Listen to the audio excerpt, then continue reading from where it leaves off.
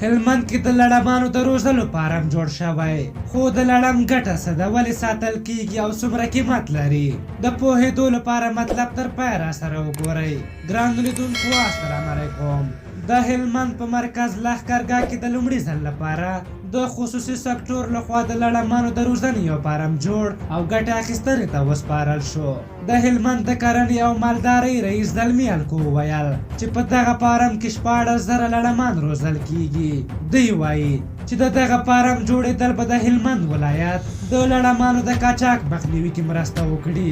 د نوموړي د معلوماتو له مخې په هلمند کې 2 ډوله زیړ او تور ډوله لړمان شتون لري چې اکثره د دغه ولایت په شمالي ولسوالیو کې شتون لري.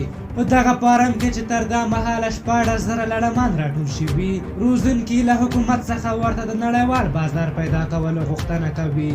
د هلمند د کرنې او مالدارۍ رئیس زلمي الکو وویل له دغو لړمانو څخه به ترلاسه کیدونکي زهر یو شمېر بهرنیو هیوادونو ته صادر شي. د افغانستان د کرنې او مالدارۍ وزارت د معلوماتو له مخې د دې لړمانو خوراکه چینجی دی او هر لړم 3 میاشتو کې 6 څاڅکي زهر تولیدوي.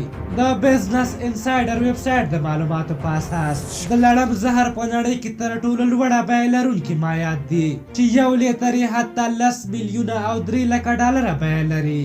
د لړمانو له زهرو څخه د سرطان ناروغۍ د درملنې په درملو کې استفاده کیږي.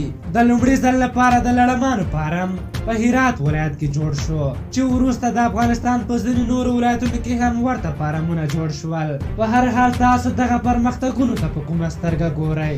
نظر مو څه دی له موږ سره یې شریک کړئ. دا وه هلمند کې د نوي فارم جوړېدو په هکله زموږ ویډیو. تر بیا چې ستاسو درانه چوپړ ته راځم، خلو بخونکي خدای مو سپارم. د الله په امان.